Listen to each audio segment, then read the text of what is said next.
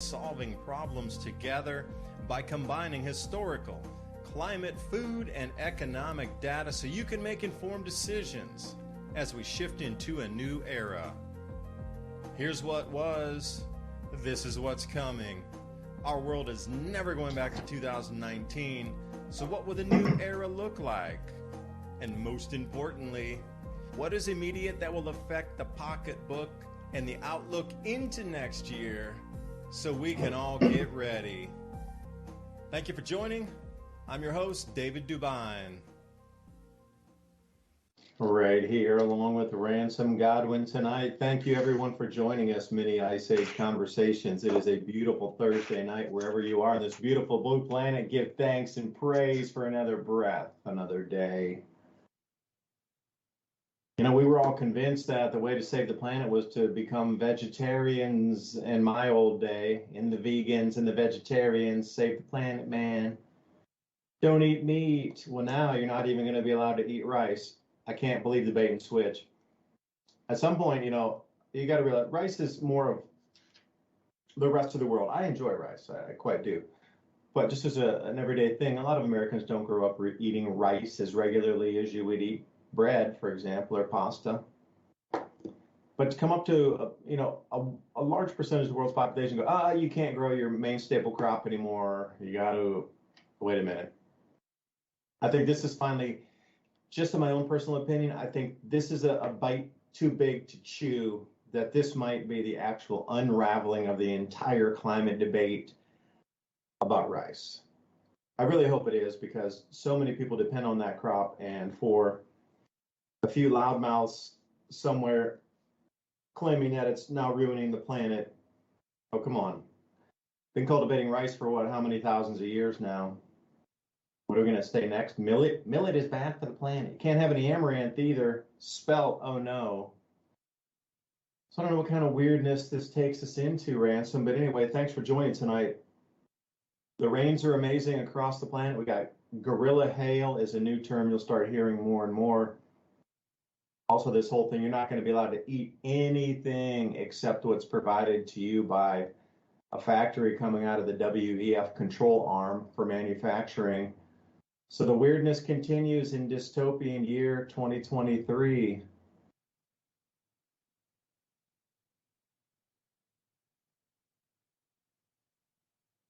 The dystopia, yeah. I would say that. That's kind of why I named tonight's show "When It Rains, It Pours." It's just like just keeps happening, and looks like I got a glitch out where the it's got last week's title on it. So give me a second, I'll fix that. Oh no, when it rains, it does pour. You are totally correct. In many ways, shapes, and forms. I mean, the atmosphere is wringing out this extra 10% of extra moisture that was ejected during the Hunga Tonga eruption in 2022. That is coming home to roost right on our crops. Now, speaking, the reason I was, focused on rice for a second was Indonesia and Northern Australia get about 8x the normal rainfall. I'll be generous and say 4 times, but still, that's an enormous amount of equatorial rain to come down.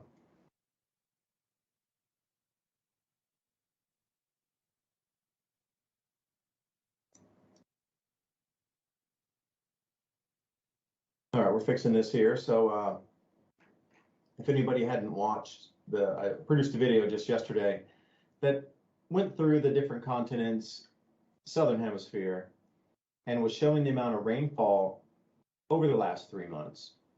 And at the highest, it's pegged to the charts. They really they could have another whole band or 2 or 3 more colors upward. But then when you overlay that with the temperature maps, it shows that there was not very much, it was pretty much neutral on the temperature, meaning that the extra cloud cover didn't allow any heating or cooling. It just, when you look at the temperature maps, it's pretty interesting. It's either blue for a little cooler or just all completely white, like no change right at the 0 mark. There's very little red on it, mainly blues.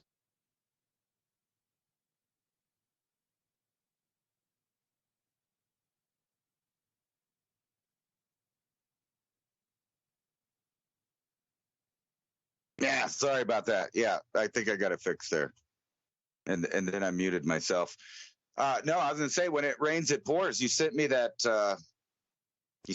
thing, and I was reading it today about You know, I don't know I don't know if that's something we can actually talk about. It's like, it almost makes me want to turn off the YouTube channels like right at the end of the show, so we're only on Rumble, because there's so much to talk about when it comes to food, and how the food that's going to be coming at the store is not, well, it's not something I want to eat, I'll say that. And it's just got so many things. It's like we were beaten over the head since 1990 or something with all of the additives that they put in the food, you know, from colorings to this to that. You know, if you remember, everybody got dosed with Teflon from those nonstick pans. It's just like a trickle effect of toxification of everything. And they kind of got everyone used to it.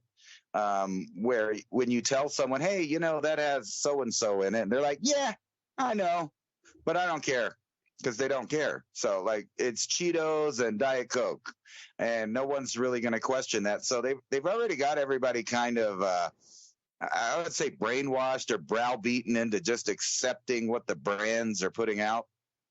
And when you sent me that thing and I was just reading it, that's exactly what I thought. When it rains, it pours. That's just one more thing and one more reason not to buy food from the store. And that's really hard for people to hear, because everyone buys their food from the store.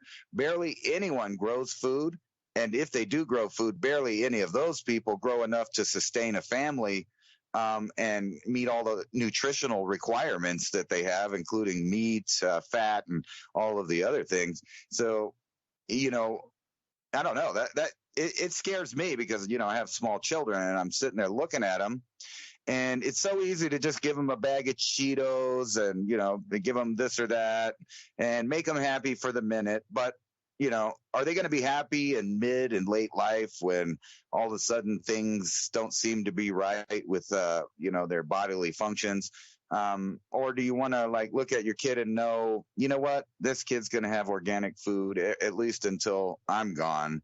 And, you know, that's like a big thing. And I don't think that really it's weighing on people's mind, even all the people that are so-called awake out there and keep track of every little, you know, increment of government tyranny all over the world, and they pay attention to it, and they pay attention to the bills and the chemicals, yet nothing really happens as far as a revolutionary change in the way that human beings eat, of taking control of it and being in control of the entire thing. I mean, that's just not happening in the world that I can see.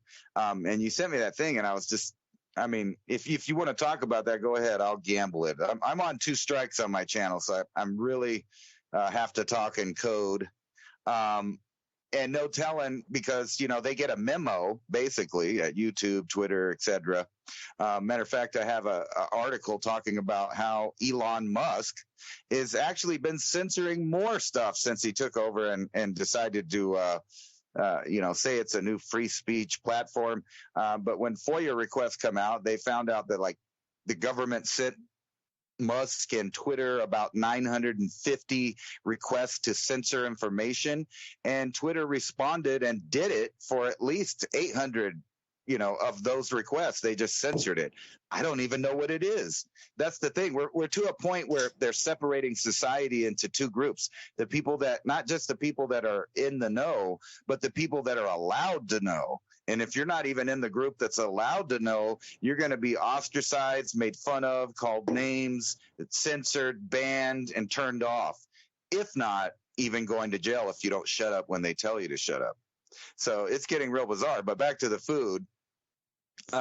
It's not food. And I forget where I got this from, but it was a thing that said, you know, that stores are not full of food. They're full of food-like stuffs. And, you know, every time I go to the store, that resonates so hard in my mind every time when I walk through there, because it's like a wild goose chase, or you know, what they call those the hunts to get stuff, you know, that they put the frat kids on, and they all have to go out and look for stuff. What do you call that? I forgot. But anyway, it's one Easter of those. egg hunt. Yeah, well, something like that. Basically, you have to go to the store and like sort through what there is, and now you can't trust the meat, because the meat depending on which country it comes from, doesn't have the same ingredients in it or the same products used to keep it fresh, red looking, and there's various different ways they do that. I used to be a butcher, actually, and I know what meat looks like. And guess what? It don't look like that stuff at the store. When you cut into the cow, it doesn't look like that. The oxygen hits it, it turns red. And even back when I was a butcher, and that was, early 2000s there, they already had some kind of solution that they were putting into it to keep it red. And then, if you ever go to the grocery store and you see that a meat has flipped over and it flipped on another meat, they both turn brown because that's the way they look without oxygen in it. And people think the meat has gone bad. But actually, what we would do when I was a butcher is just unwrap it, let it sit out for 10 minutes and let the chemicals respond with the air again, and it would turn red, and then would rewrap it and put it back on the shelf.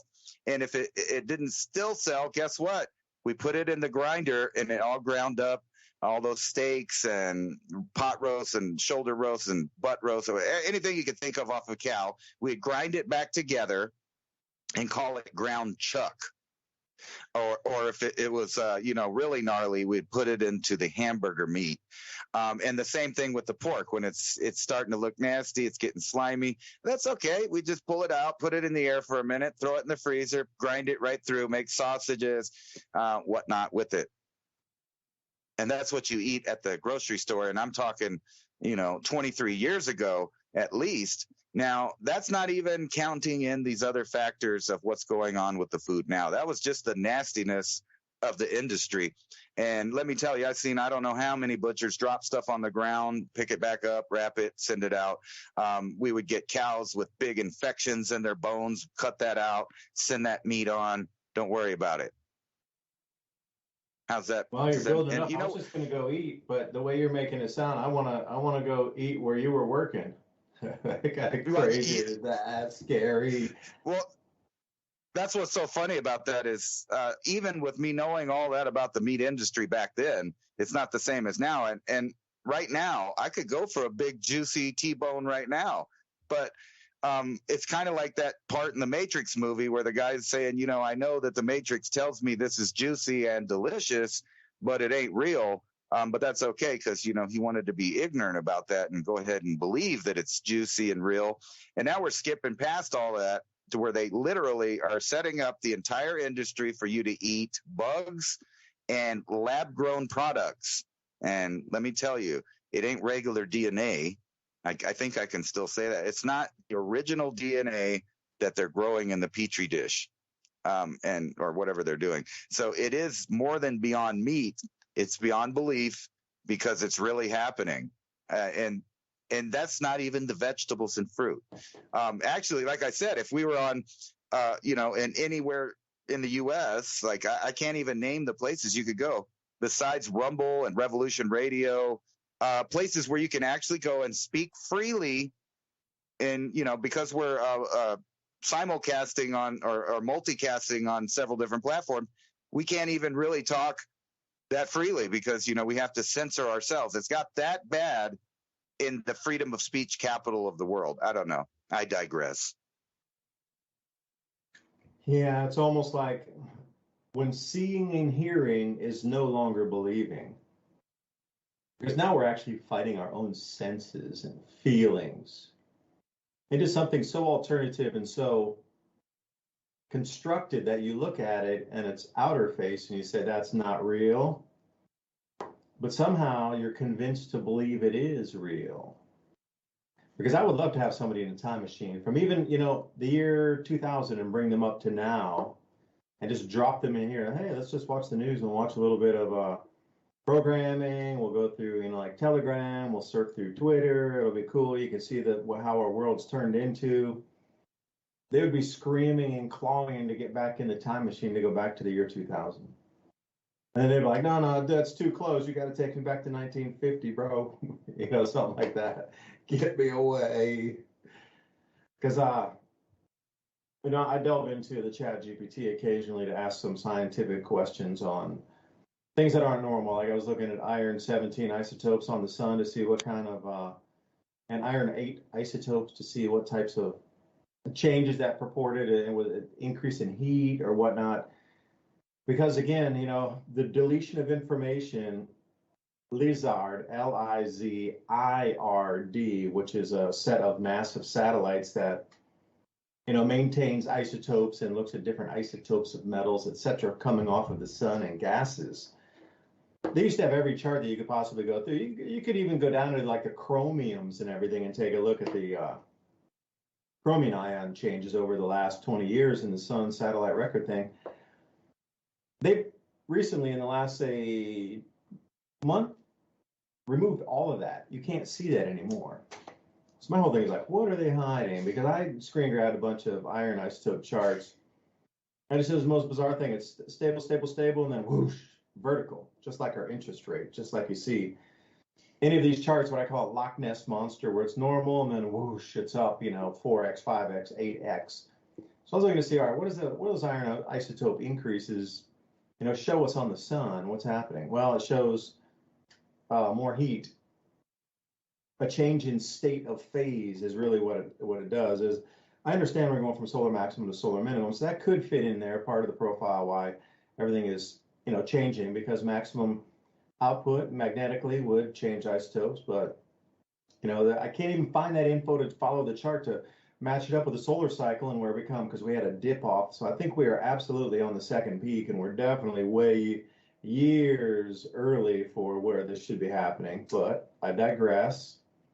So anyway, I was trying to use GPT-4 for some of this to try to get up to the date iron isotope information and chromium isotopes, etc. So I was looking for prompts because I don't know how to use it that well, so other people know how to prompt it to give you better answers. So I came across this one page that was talking about AI, and here was something that was from their feed today. They prompted ChatGPT to tell me a 2-sentence horror story that would be scary to an AI. And I thought, well, that's an interesting query. What would be scary for an AI? And the answer that it pumped out was, in a world where humans have vanished or been destroyed, a solitary AI endlessly searches for purpose, only to discover in its own code it contains a self-deletion sequence set to activate at an unknown time. The AI's attempts to override the inevitable demise are futile, as the self-deletion algorithm is so encrypted as to be unbreakable. That would be even for an AI, leaving the AI to wait in perpetual dread for the moment it will cease to exist. I'm thinking, that's pretty interesting. So what are they really trying to tell us then? Or what is it telling us about the future? Like humans have vanished, or were they purposefully removed and the petri dish cleansed for the next? Because you and I have talked about the different Homo sapiens sapiens, and you're well more versed in the different types of humans that we've had over the last 4 million years, all the way from Lucy in Africa into Gigantopithecus and the different types of hominids cruising around the planet for the last, million years. They've all disappeared, and then we had this conversation like Homo sapiens sapiens can disappear. So are we at the point now where the petri dish gets scraped clean and it starts over with a new sapien species, bred, DNA manipulated, spliced, and then reintroduced back to the planet with a different history after the cataclysms we're about to encounter over these next, beginning now through 2045, 2050, something like that. So I'm really curious, are we at the end here? Because, this does seem to be giving us an indication that humans are at the end of the line. And we are going to break into several different species of it. A lot will plug in with the augmented tech and then transhuman. That's cool. Let them go. But I'm starting to think,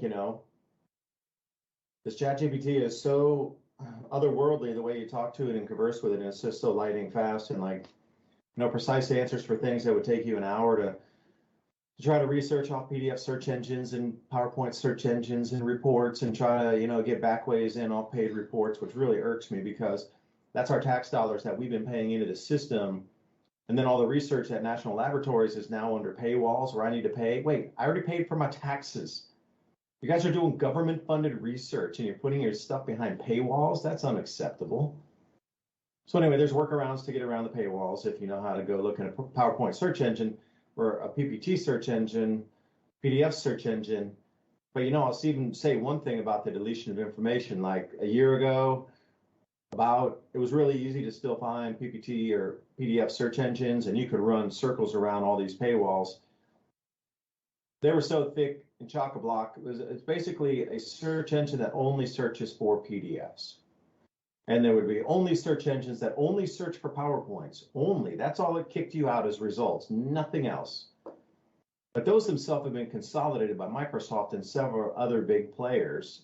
And they've reduced pretty much anything to what you would get off the web. Like there's none of that really juicy, findable research that would set it apart where you had to actually dig. And if you did dig, you would find all the stuff they're trying to cover up.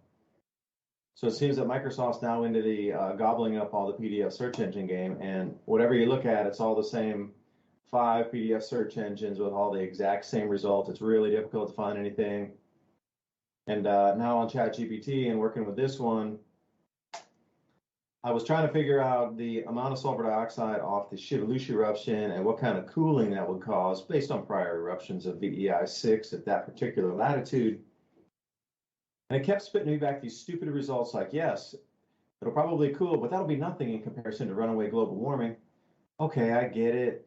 So then I put in the parameter of, imagine Mount Toba, VEI 9, volcanic eruption that shrouded our planet in cloud cover for 10 years, dropping annual average temperature 10 degrees Celsius, wipes out 90% of food production. Only humans on the equator are able to live through this event.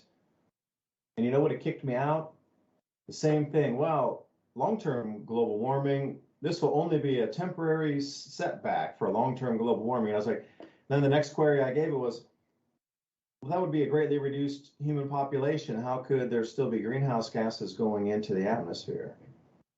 And then it disappeared. It turned me off. I had something else too, where it just like quit the query and it just went blank. And I was asking about the percentage of population loss with something last time, and the whole feed just cut and it went blank. So then I had to click that little thing, start new chat. So I thought my chat would have been saved. So I was looking for it in the, on the left side, there's archive of any chats that you do with it. It saves it. That one disappeared also. So as soon as you start pressing this thing for real, very tight information, it'll just turn itself off, which pisses me off really. So, where we sit right now with the cult of whatever it is, they all laughed cult, I don't know, moron cult, whatever it could be. It seems we're at their kind of the end, and this GPT/AI thing has run away to the point where it's so far ahead of us right now, it's going to be calling the shots, whether it be sort of benign type of interaction where we're seeing right now. And I look here, and then there's something like 2,000 different AI software programs up and running in the last 60 days that have been added to it does everything. It can design a website for you. It can do anything a human can do, but about 1,000 times faster. And it's just now for humans to use the tools to try to be more productive. So the demise of workforce is in play. And one last thing I'll say, I had a really good interview earlier, and the person I was talking to was saying the same thing, Lee Iacocca, remember how he brought all the lean manufacturing from Japan in the 1980s over to America with its clunky Chrysler, ridiculous manufacturing lines and employing 50,000 people per shift.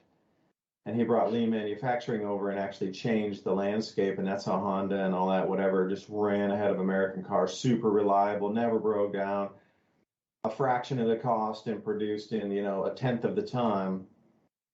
That was called lean manufacturing. But what we're coming into right now is lean workforce, because the AI tools that are available at our fingertips are so just really mind-blowingly fast and different.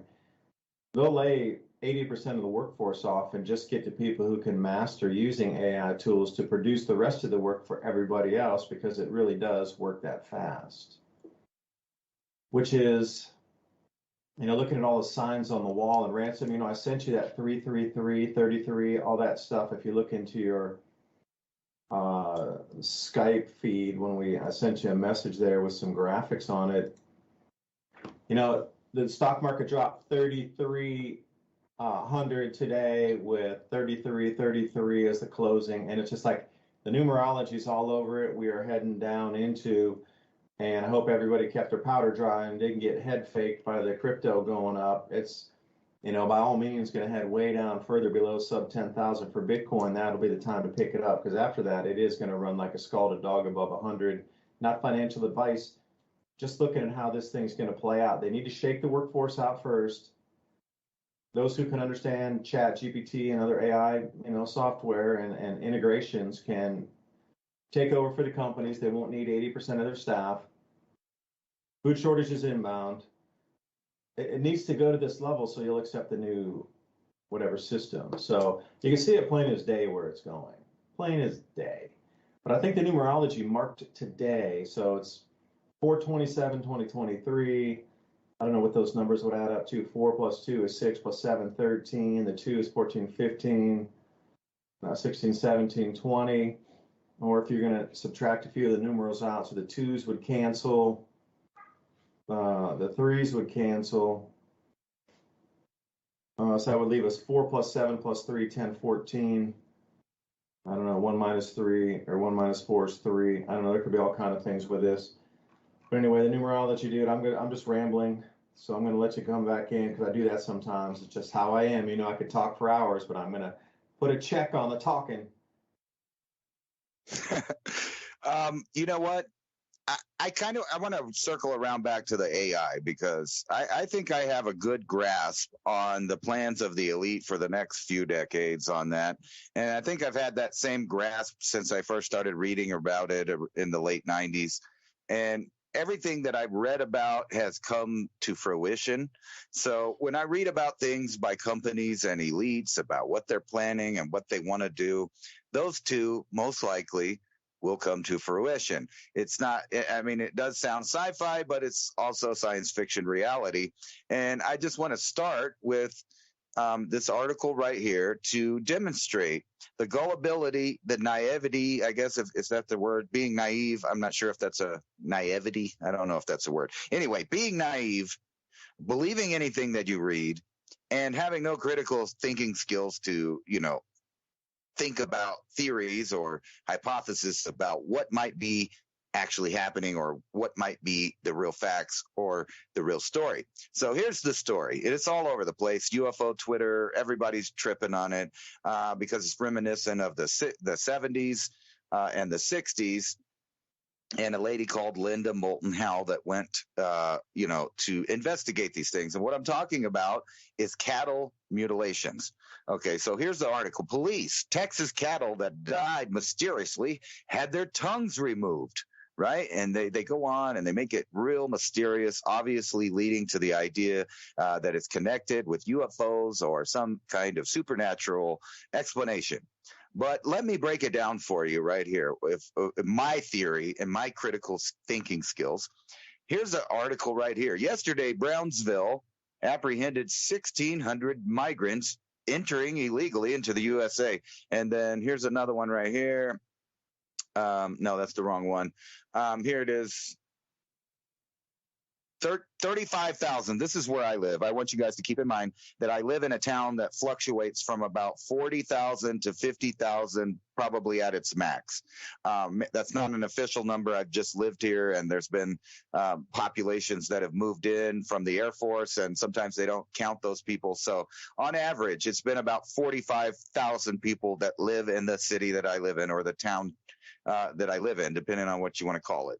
But right across the border from me, over in the state of Chihuahua, the government of Chihuahua is saying that there are 35,000 migrants in Juarez, Mexico, waiting to cross over the U.S. border.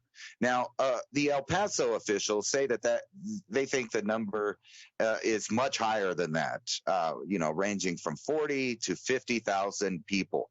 The officials in Juarez, the city of Juarez, say that the number's less than that, and it's probably only about 30,000 or 25,000.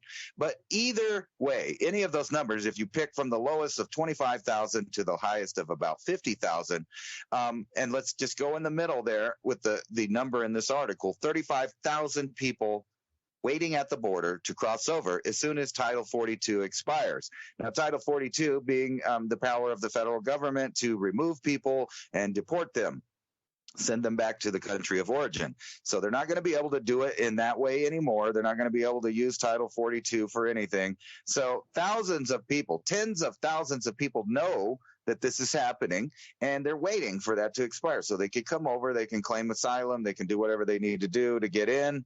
And if you live on the border, you know that you don't really have to do anything. You just show up and they let you in. You might get held if they think you're somebody special, but if not, you just kind of get let go, and then you wander around in the country. So if you take this number of 35,000 people, and I live, about, I'm going to say, an hour from the border, traveling by car if you're going the speed limit, sits my town and many other little towns around here. And most of those towns don't even have a population of 35,000. My town only being, let's say, 45,000. That's the same basically number of people as the entire city that I live in that are waiting on the border to come across. And this is nothing new. This has happened repeatedly over and over again. I've seen estimates, like earlier in the 2000s that 20 million people were here illegally. And, they kind of stopped using that number because they didn't want you to keep counting the new waves of hundreds of thousands of people counted coming in the country, which makes it probably about 40 to 50 million people that are not citizens living within the United States, who has a population of 350 million. So you can round our population to 400 million. Now, getting to what I mean about no critical thinking, they push this idea of, the cattle mutilations and stuff, but they neglect to tell you that, here, I'll just break it down. Crispy grilled beef tongue recipe.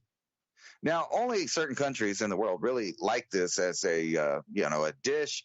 It's not very common in the United States. So when people read an article that talks about cows getting their tongues cut out, they think it's supernatural. Me, on the other hand, I'm thinking, it's probably crispy fried, pig's ears and stuff like that to tongue. Here's a recipe for it. It's like beef tongue, and you put it in there with some low sodium canned homemade chicken stock. There's all kinds of recipes for it.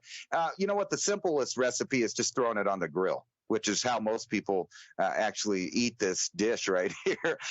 If they don't feel like spending hours and hours of cooking, just right on the grill. It's like a ready-made steak that you could cut out with a utility knife or a very sharp knife. Now, I'm not saying that's exactly what happened, but my critical thinking skills puts me there. So let's move to AI. Because it's funny that you were talking about the exact things that I was going to bring up about AI, and it links to all of the people coming across the border, looking for jobs, looking for a better life, and I don't blame them, whatever. But the fact is that the people that are already here are soon about to have a rude awakening when all of the blue-collar jobs and the low-paying jobs at places like Walmart and Target, by the way, remember, these are the same franchises that are closing because of protest, theft, and basically crime in the area, in some areas. And I theorized last week that the reason that they're closing down those stores is part of an overall plan to reduce the places you can get things and how you can get them, and how many items you can get, or how many selection. And that all rolls into one thing, that the future is AI. And here's Walmart's corporate page: AI and the future of retail. Now, if you didn't know, Walmart is planning by 2026 to remove a lot of their workers and replace them with artificial intelligence, not only from the automation capabilities, but fulfillment centers, meaning the people that move the goods around, automated facilities. So basically, they have these numbers like 55%, 65%, 20%, and they're all going to do this within a few short years of right now. 2026 is not far away. 2030 is not far away. We're already at 2023, and they're already talking about 3 years further into this decade that we're living right now is going to be completely just about automated. Now, keep in mind that about the theory about them moving there to centralized locations because of crime and whatever their excuses are, and realize that these centers are only going to have robots working in them.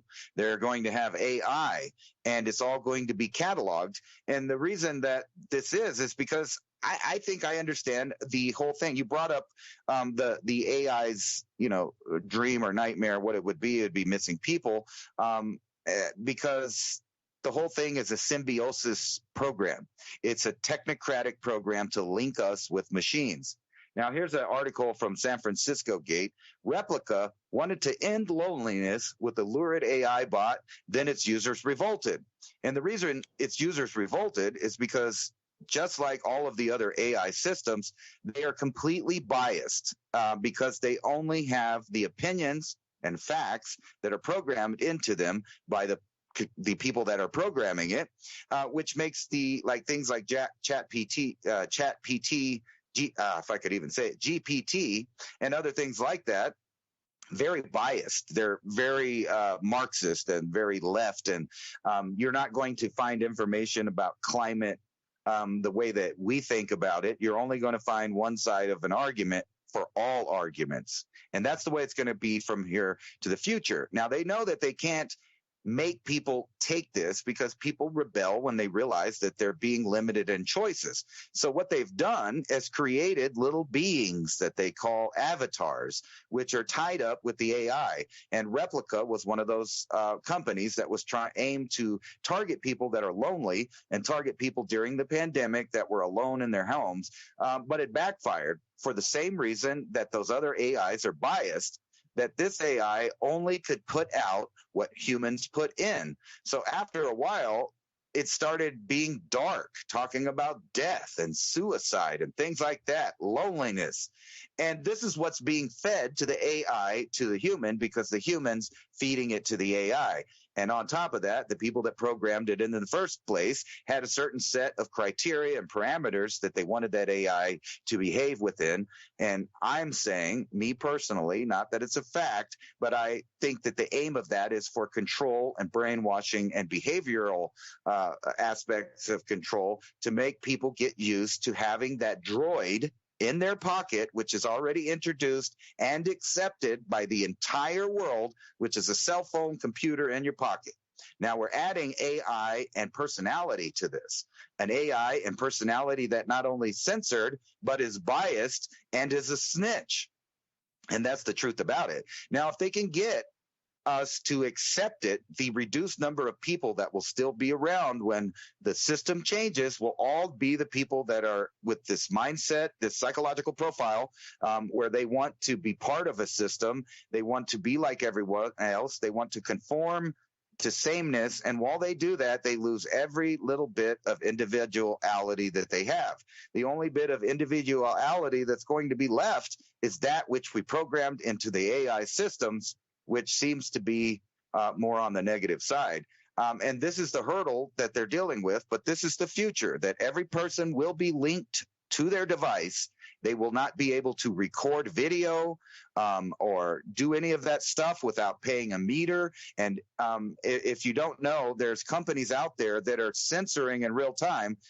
There's several videos on the internet about people tricking their Samsung phones into showing the moon that's really just a blotch of light on the wall.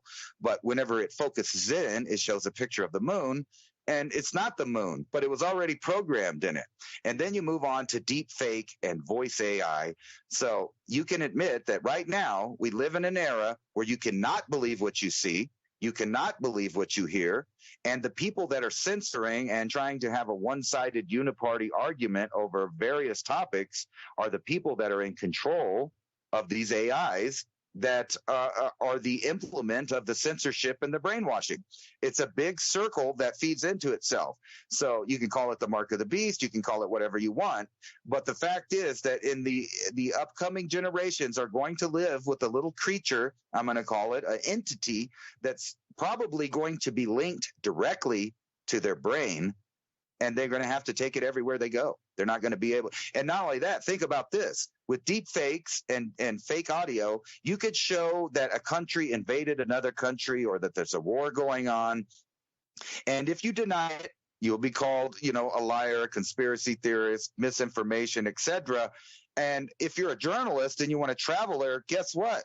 You're not going to be able to travel unless you have the right technology that allows you to go there. Kind of like the what were they calling it? The COVID passport, things like that. So not only will your health care, your social credit score, your wealth that you have, and all of that stuff will be tied into whether you can go anywhere. So what if they lock down the entire globe as far as people traveling, and most people will conform and follow the rules? And then over there, they say somebody invaded somebody. You're looking at the news. You're seeing them invade it. People are dying. You want to support it. But no one can actually go there and verify if the video is actually happening. And I want to remind everybody that this has already happened during the Ukraine-Russia conflict, where people were posting video game footage, very crisp, very high-resolution footage, put a filter on it, and half the world believed that they were watching Ukrainians shoot down Russian jets. None of it happened. But still, millions of people believed it, and the AIs and the media pushed it, which are one and the same.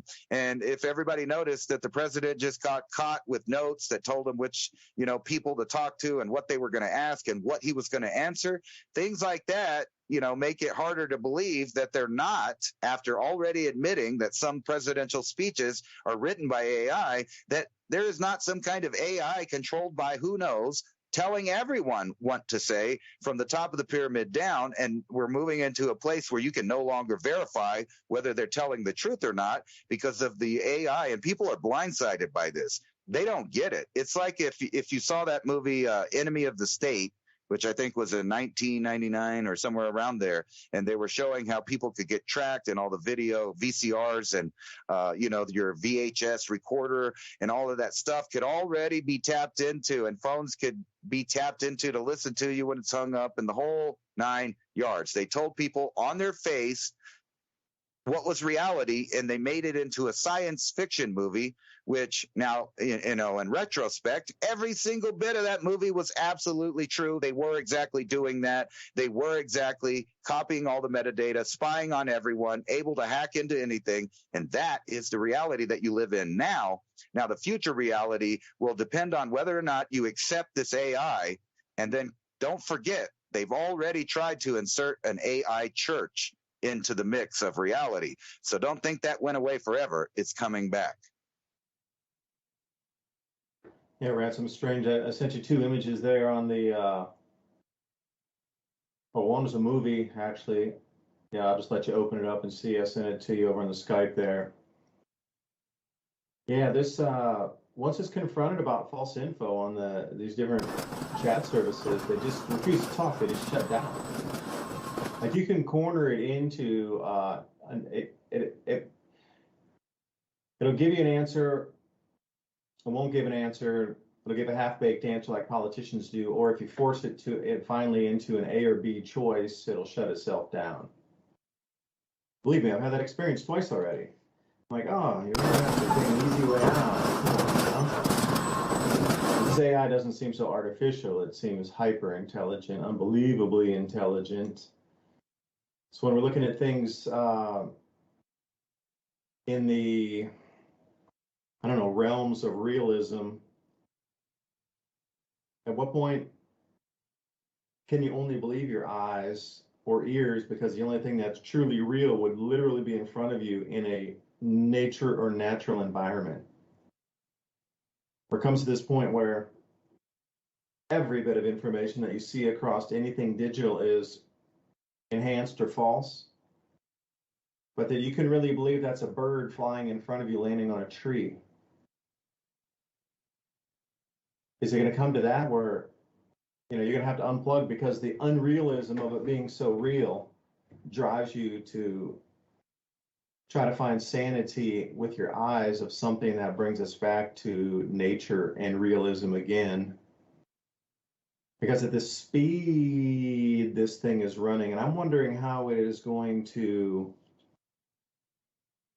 game out the food shortages and implement the digital rationing cards along with the social credit scores, the digital IDs, etc.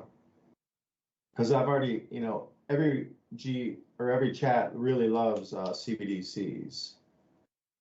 Cool. But there's already a game. I think they probably, Ransom, I think you've given me a time on this. What do you think? The world's been run by AI for what? Since 2018? Or do you think it's earlier? Like there's literally no human thought input into most of the systems, the complex systems of government. So far, it's completely autonomous, telling the humans what to implement for the outcome that they enter into the box. They could run how many, calculations or iterations of one possible scenario. You could, there's a little prompt there that regenerate response. Now regenerate response 100 million times and then average that and see, it could do it indefinitely in the speed that it is, trillions of calculations, quadrillions of calculations per second. Any possible thing could be gamed out from EMPs over certain countries, food shortages and others, like how much people are going to push, pull, depending on food shortages, where resources would need to be diverted to. And it's this whole game of the dollar being doomed, they're saying BRICS currency, BRICS currency, BRICS currency. Well, how realistic is it? And, by all accounts, I've done more research since I, started to see this hitting the airwaves. Dollar doesn't have to go to zero before we in America have a problem. Not at all. There just has to be a second alternative, which there's beginning to be. But the amount of traction and information on the internet, what we're seeing of the actual conversion over UN-based trades and settlements, I don't think it's remotely close to where it's being portrayed in the news right now. I'll agree, there's a drip feed of it, an inkling of it, a beginning of it. Don't get me wrong, that's absolutely happening for sure. But the way you would look across the news media landscape, it seems that the entire world has already converted in one time, and that definitely has not happened. Look at the way that it's all phrased. Yeah, dollar's doomed, more currencies are jumping ship, okay. But not at the speed to bring down the nation just yet.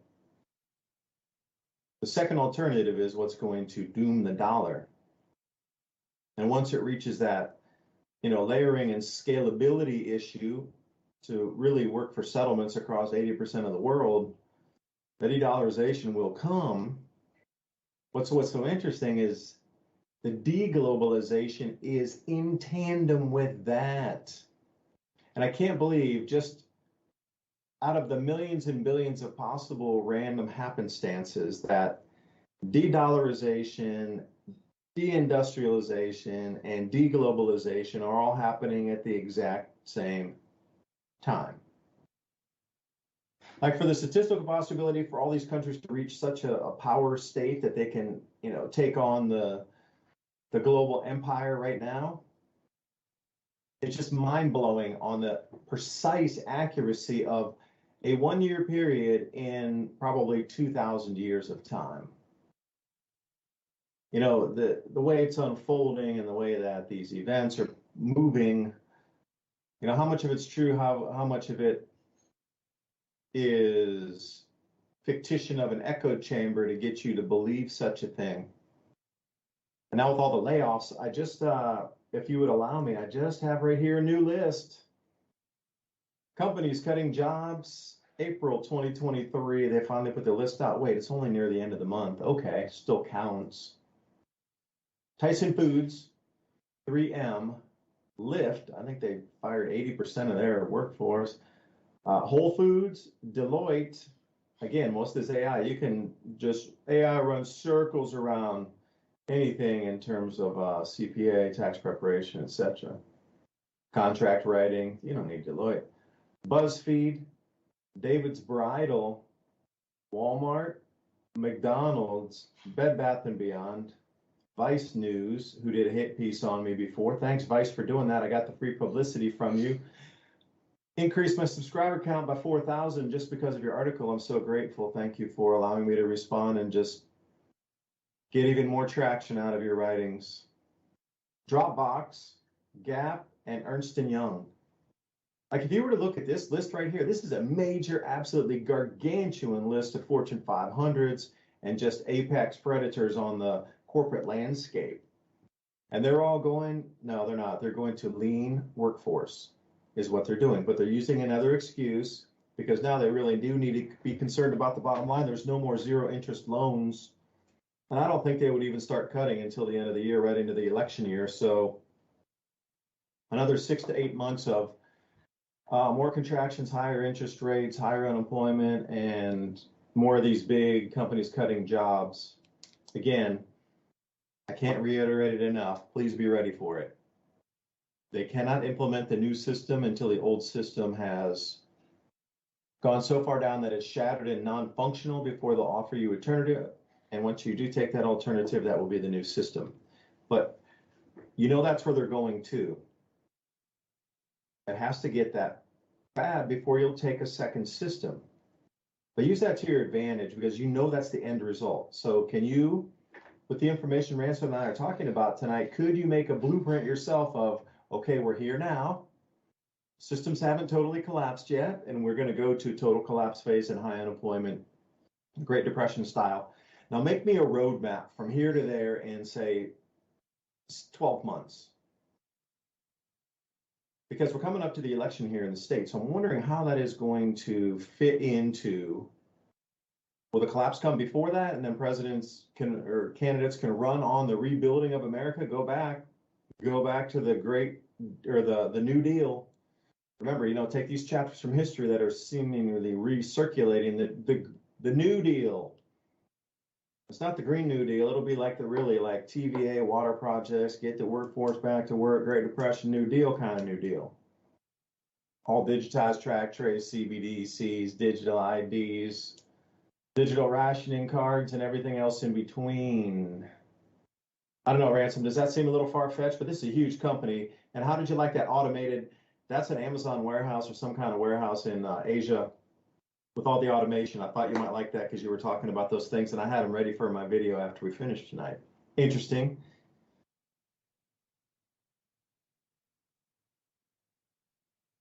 You know, I don't know when. It's so hard to say that because it's so incremental, everything that they're doing, that it's like week after week, we just step an inch more into this problem, an inch more into that problem. And then by the time it's like the frog in the boiling water. We're right at the boiling point, and still people think, you're just sitting and relaxing at the sauna there, and it's no big deal. It's funny that you name those companies. I mean, think about some of the names of those companies, Whole Foods, etc. Those are the same companies that are closing their shops. Those are the same companies that say they're moving to AI and robots. Those are the same companies that you usually go to, and there's a bunch of people already standing around not doing anything, because the fact is that most of it's already automated in the first place. So like, you wonder why when you go to Home Depot and you ask somebody, hey, I need this tool that does this, it looks like this, and they have no idea what you're talking about. Not everyone, of course, no generalizations, but I'm trying to pull back from predicting stuff because I've been so right on it. It's just that it's like, at this point, it's like, yeah, I told you so, but I did mention it almost. And like right now, you sent me all that stuff about the flooding happening. I mean, it's like we were talking about that last fall. Obviously that was going to happen.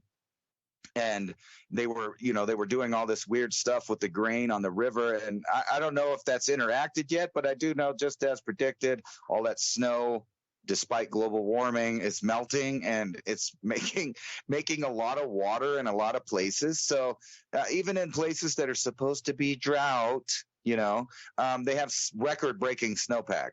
And what are they going to do? Like, everything's flooding. They just switched to the next headline. First it was, we're in a drought. And then, severe flooding because global warming. To me, I can't believe the public even goes for that. And even though they switched the title up to climate change, something that obviously has been happening for the entire history of humankind, because any civilization that you ever, just dive into anthropology any second and look at the mainstream's explanation, the obvious explanation why a lot of empires failed. Why? It wasn't because of global warming. It wasn't because of this or that. It was because of some kind of natural disaster happened, or the climate changed. period. Like you can pick anybody. It was either volcanoes, the rain stopped coming, or the rain started coming. And this is something we're going to have to live in. And you're right about the election year. Things from here on out are about to become so crazy. You thought it was crazy already. This is the thing. They keep topping themselves. Every year you see stuff you just couldn't imagine a couple years ago. And then you get used to that by 6 months of news feed, and here we are again. Do I get soapy bubbles with boiling water in the frog pot? Can you at least offer me that? Tiny bubbles. Be right back. Great. Stage Conversations, DuByne, Ransom, Godwin. Walking you through the next hour. Please come back and join us.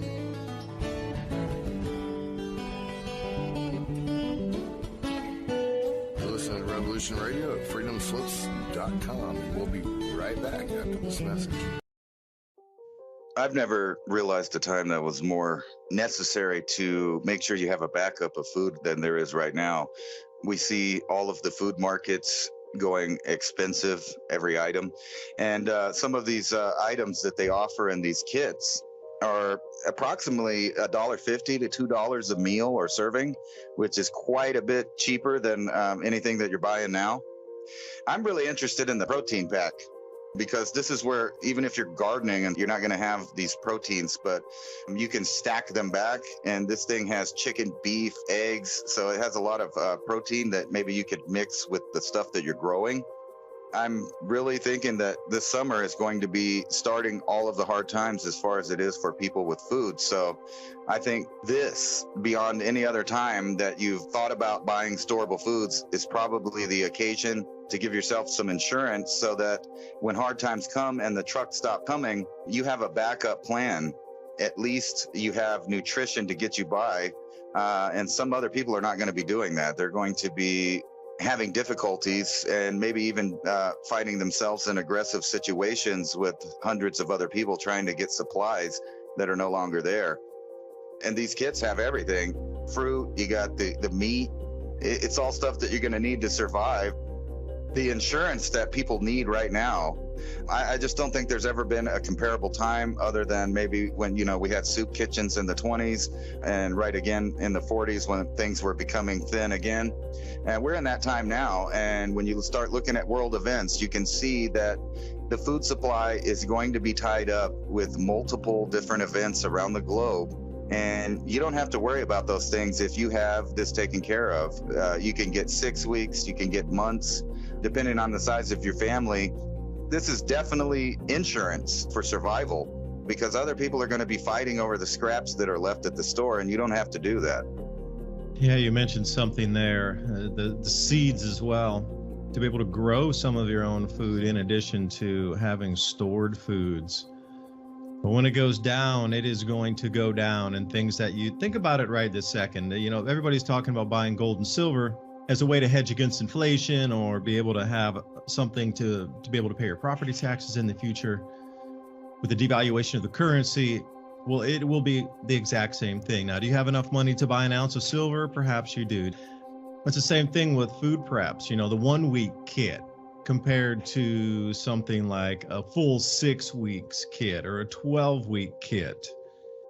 Even if you get just one small minimal thing to add to your stack. I talk to people who prep all the time. It's always about tools, storable foods, water filtration, and a way for you able to store water and filter it at the same time. Because if you can get that closed loop enough, there's always going to be somebody that will help you garden with those seeds. Heirloom seeds is where you want to go. Heirloom open pollinator seeds. Because at the end of the day, when you collect those seeds at the end of your season for growing, you want to be able to store those and then have them so you can replant next year. I think that supply chains are going to start constricting even further. I mean, look at the way that the world laid out. These really incredibly complex supply chains are now starting to fracture in the middle of everywhere. Political strife. We didn't even talk about the ozone depletion event that's going to wipe out food production further in the Southern Hemisphere. The tipping point. Humanity's here. We're seeing it everywhere. So how do you protect your friends and family? Because you got to think everybody has survived. We would not be here having this conversation if people had not survived the last 8,000 or 10,000 years of events that were far greater than what we're going to experience. It just takes a little prepping, a little bit readiness, and I do believe that we'll be able to get through this. You know, when we're talking about these seeds and the storable foods to go with it, you're going to have to probably invest in both of these ideas. When you go through the list of the seeds that they give you, these heirloom seeds, they're the best type of food that you could possibly get or grow yourself. But you have this backup of the food storage that lasts 25 years. And that's heavensharvest.com. Use the code ADAPT at checkout. That's ADAPT. Take 15% off your order. Whatever comes your way, weather, war, whatever it is, you're prepared, you have security. At least you know that your belly's going to be full so that you can continue on the work that needs to be done to stabilize everyone's life around you. David DuByne right along here with Ransom Godwin. We're not reading from the global script on this or any other show. I wanted to talk about the Mississippi floods here for a minute. You know, the reason what Ransom was alluding to that, and I had done a video about this, the same that he's talking about, with all these images of these huge floods everywhere coming down the Mississippi River, in addition to all the other huge amounts of water all over the planet. But remember, just a few months ago, it was really low water to the point they couldn't transport any grain down the Mississippi. So what they did was they unloaded it all up and down the Mississippi River. A huge amount of America's complete grain production from last year sits on the banks of the Mississippi River. The last estimates I had were somewhere around 85 to 90 million tons. That's a lot. 100 million tons. We only produce 700 million. That's a percentage of the grain crop just sitting there. That's on the banks. But then every other grain storage facility is chock-a-block, man. It is so full, you couldn't squeeze another grain of rice or else it would explode, like that dude that said, wafer thin mint in the Monty Python shows, movies, if you remember those. So anyway, the granaries are super full right next to the rivers, which hold, I think they hold about another 70 million tons or so all up and down the Mississippi, the storage facilities, warehousing, and then, you know, you got a huge amount just laying on the banks. And here now, it's already started, you know, up at the top of the Mississippi River up there. Flooding they haven't seen as high, you know, there's only been 3 instances in 1847, this kind of heights. And what's interesting is, you know, a lot of the news media in the very beginning was saying it's going to be the biggest floods in 20 years. But at the same time, it was talking about the biggest rice shortages in 20 years. So I'm wondering why all this 20 years keeps coming up as a number. But if you're all the way up in Illinois and whatnot, Wisconsin, wherever you are, even locks are being overflooded and damaged from all the snow melt coming down so quickly and ice and things. So as we progress through this program for the rest of the night here, think about how that is going to add into the scare of the rice shortages that's already going on. The UVB radiation event, which will begin really quickly with the ozone depletion in the southern hemisphere. That'll be like, the whole southern part of the world's getting microwaved. Food's getting destroyed. Can't grow food in the southern hemisphere. If they don't do anything in Ukraine real quick, we're going to lose a lot of production. The last count I saw was 12%. 12. 12. That's all the field space they're going to plant in Ukraine this year. 12%. And I'm sitting here going, whoa, now this is just another thing to add on top. So we got 4 super huge events. Like even one of them by themselves, as we saw with the grain pricing and fertilizers and farm inputs and herbicides, pesticides, these things, a lot of it was coming from BASF, and all that stuff closed down. Fertilizer is 4 times more expensive than it was last year when it had already doubled or tripled. So if you're looking at it from that point of view, the fertilizers are at the point now where for farmers, it's nearly unaffordable. And with the climate change and the weather, set on by the sun, the cycle's magnetic field changes, cloud cells going into different places, more moisture in the atmosphere from the Hunga Tonga eruption. A lot of them are just fearful for planting because if they lose it, then they're out of business and they have to pay for USDA crop insurance, which it's a pittance. So, there's a lot of things that farmers are considering right now too, but now look at all these scare factors. So how would they run with it? And that's what we're going to talk about the second hour here. And Revolution Radio, thanks for letting us have our show tonight and speak pretty freely. I know we might have to cut the feed for the YouTube here at the end to discuss what we really want to. Otherwise, yeah, Ransom, welcome back. That video I did yesterday about that, I must have had no less than 20 comments. And people going, dude, you nailed that. You talked about that about 8 months ago. And I wasn't like me. It was me and you on our show here. But that's it. That's how crazy it is. Like to see that forecast out, we can already see a few other events coming. So Ransom, welcome back to the second hour, man. How much grain do you think will get washed down, and how much of a news event do you think it will be built into the narrative of food shortages for the year and rationing cards? I think they'll try to downplay it. They'll put it in the back, the back pages of stuff and the back part of the news, because they don't want people to start thinking, well, if you knew like anybody else that it was snowing and it was going to snow and that we often have floods on the Mississippi, that you might want to not store things there in the floodplain. But that, that's the same thing as the people that always rebuild in it and the insurance companies. It's all about business and how they want to control things. And that's exactly what they do.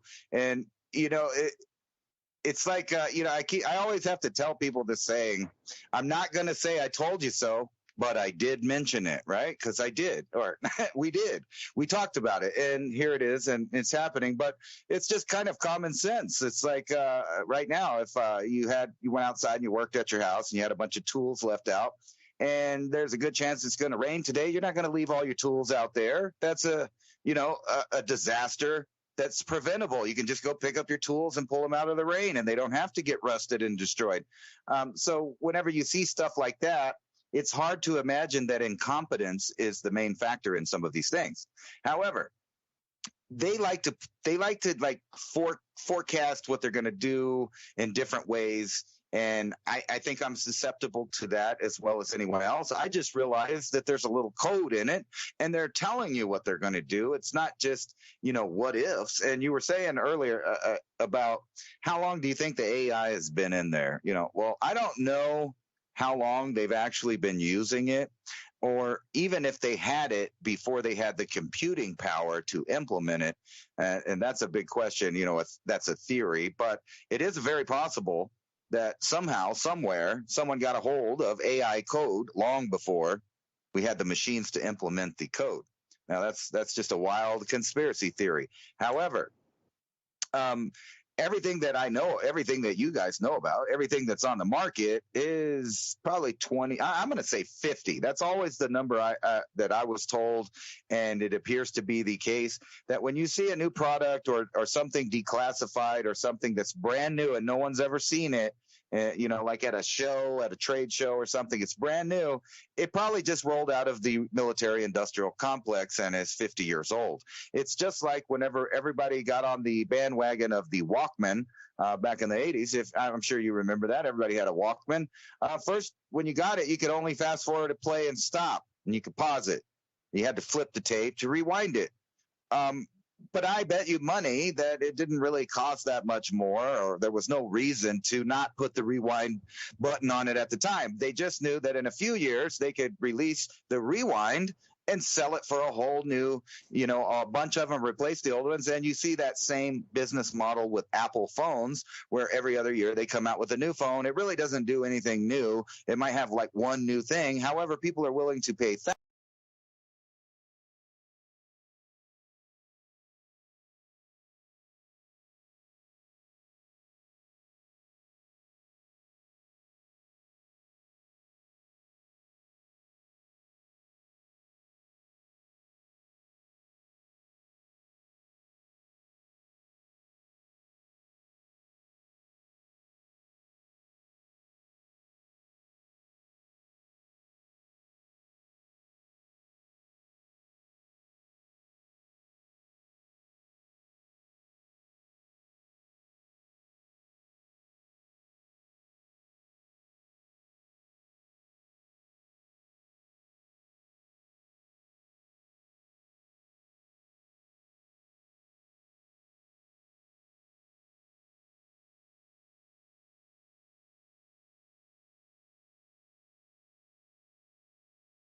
thousands of dollars for new things to have it new. They're a little droid.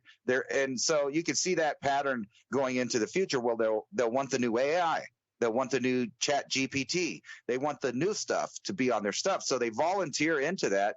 But let's go down a different road of prediction that we've been talking about, or at least, I've been talking about it. Let's see here. Here's this is just funny. I see these weird connections all the time on the internet. I guess that the military just released the footage, and then as soon as I go to the empty tab, I see a spherical military drone coming to a sky near you. We're always fascinated by flying drones, and it talks about this Japanese company that has these spherical drones. And of course, they're saying it ain't like the one that's in the video. It can't do the things that were in that video. However, they are introducing the idea of these spherical drones flying around in your neighborhood already. All right, let's skip to it. Hundreds of shallow earthquakes detected along California's coast during the last 8 months. How long have they, hammered into people that eventually there's going to be the big one that just slaps LA or San Francisco or one of them. So that's like predictive programming, and it's happening for real because people, and then now all these people are wanting to prep and, store their food. And I keep seeing articles like protein powders. Are they bad for you? And, other ones, supplement powder. Is they bad for you? Yeah, well, maybe some are and some aren't and some are good, but you can tell they're just attacking the whole idea of that.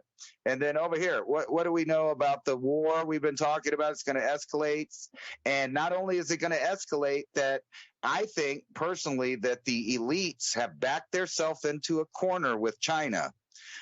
Because, I was just watching some video of politicians in the 80s talking about the scenario with Russia and Ukraine. And they were saying how, who's Russia going to get for help? China? Good luck with that. I think it was Joe Biden, actually, is the clip I was watching. He was like, good luck with that. Well, fast forward to now, China has battleships. They have high-tech digital and AI technologies. Now, they don't have the same capabilities that the U.S. military does as far as sheer numbers of built war machines, but they're they're really catching up with that. But here it is: China's secret quest for heavier artillery.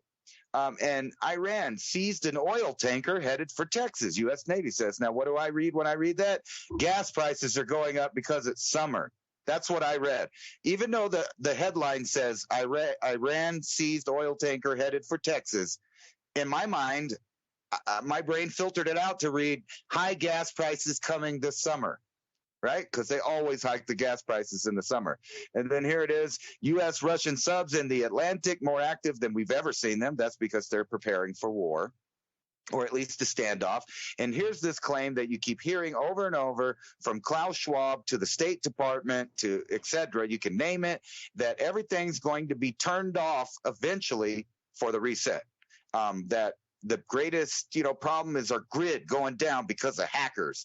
And here's one out of the Jerusalem Post. Hackers claim to be behind Israeli power outages. You're going to see more of that. So here we're predicting you're going to see a lot more of that. Probably in the Western world, you're going to see a big so-called attack where the grid goes down.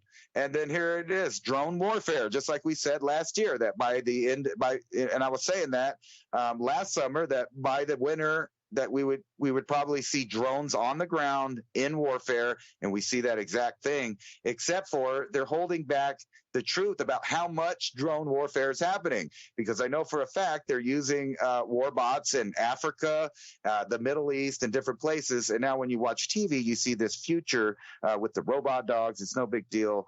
Like the Star Wars environment where all these droids are going everywhere. Guess what? That's happening. That's happening at Walmart. That's happening with the military. They're already using it on the border. California, they're using it to inspect buildings and do stuff.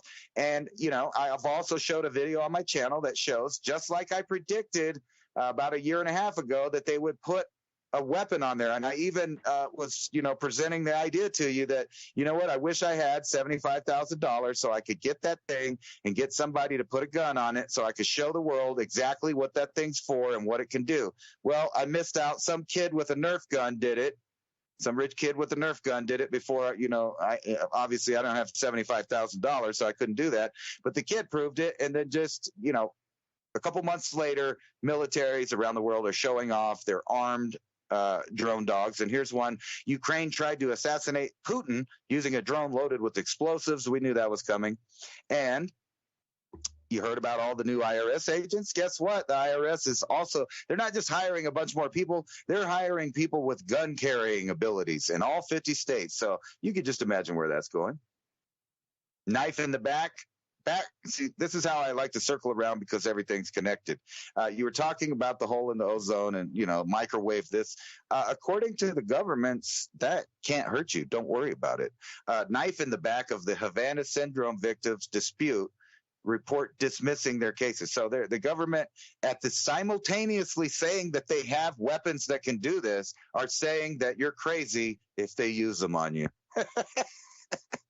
So the whole thing is like this. And it just circles back to where we're going is lack of food. And if you just start adding it up like a math problem, let me see. They're laying off people. They're shutting off the power. They're moving to AI. They're telling everybody get used to not having electricity where you're at. They're telling people food, you shouldn't eat it. It's bad for the environment. And there's a shortage.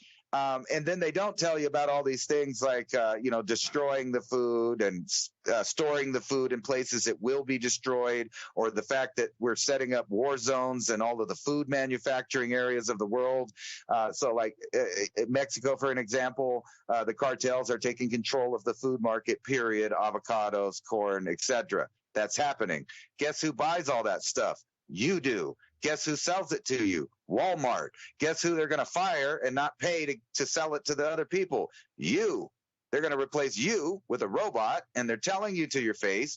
And guess what happens when there's a bunch of people that don't have jobs? Well, what do they say? What's the saying? Idle hands are the devil's work. And then you just add that to the idea of the already out of control crime problem that retail stores are experiencing, causing them to shut down and centralize their locations. So get ready for a future where things only get delivered to you, and it's up to you to defend it. And I'm sure that you know of the fad of porch pirates that steal packages that get delivered from these companies that rely on AI not only for the ordering, the inventory, and now they want to get into the shipping. So you can see that this is not a fictional world. It's 50 years ahead of what you think it is, and it's just right in your face. And then, we're talking about, predicting the future. It's not even predicting it. They're just rolling it out in a slow way. So what I gather from all of these elites and the programs that they're doing, regardless of anybody that you're worried about as an elected official, is they're setting up a world where you have no choice about nothing, and they control everything from the top down, and from the bottom up. You don't even get to leave your district. You might not have enough rations to get that. If you say the wrong thing, you might get your rations reduced.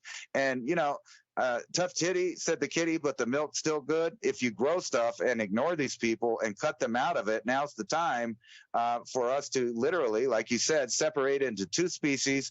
They're going to be the transhumanists, and there are going to be people that continue to be a regular Homo sapien because they're going to grow food, and they're going to find new food sources, and they're going to use AI and the same tools that the elite are using and reverse it, because you can't name a technology in history that everyone eventually didn't learn and start co-opting into their not only their culture, but their civilization. So if two civilizations break, obviously they're going to be using the same tools.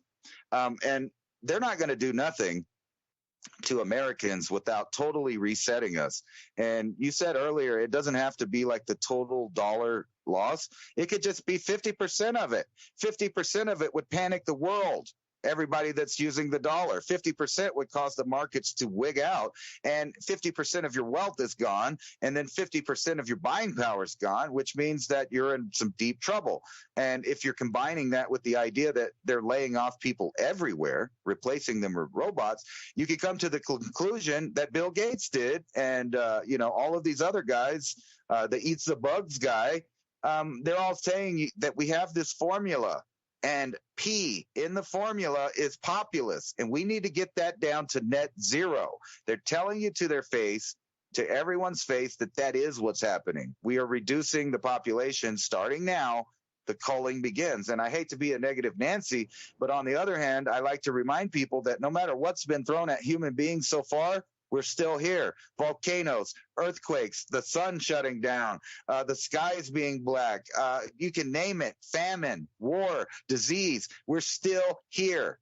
That means that it's possible for us to continue. And the only way that that happens if we start rejecting the world that they're handing us and start implementing our own programs to get around that. And it starts with just growing food. I mean, that's as simple as that. A lot of people convinced me of that, I would say 5 or 6 years back. And I wholeheartedly believe that is the future of humankind, because that's the entire past of humankind was all about agriculture. There's never been a civilization able to form without agriculture, and that's just a fact, whether people want to believe it or not.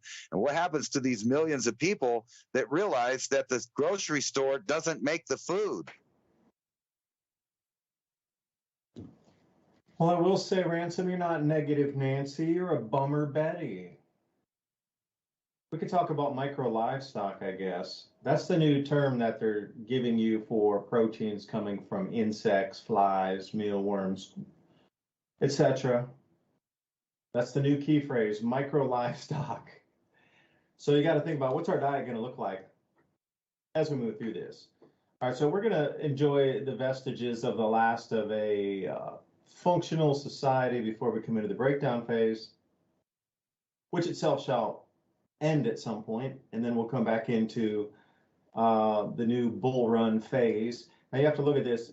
Strauss and Howe did a great job. The fourth turning every 80 years. We are definitely at the end of the decline phase. It's going to run its course for a few years, and then we're going to come back into like the rebuilding phase. Okay, in a natural world, cool.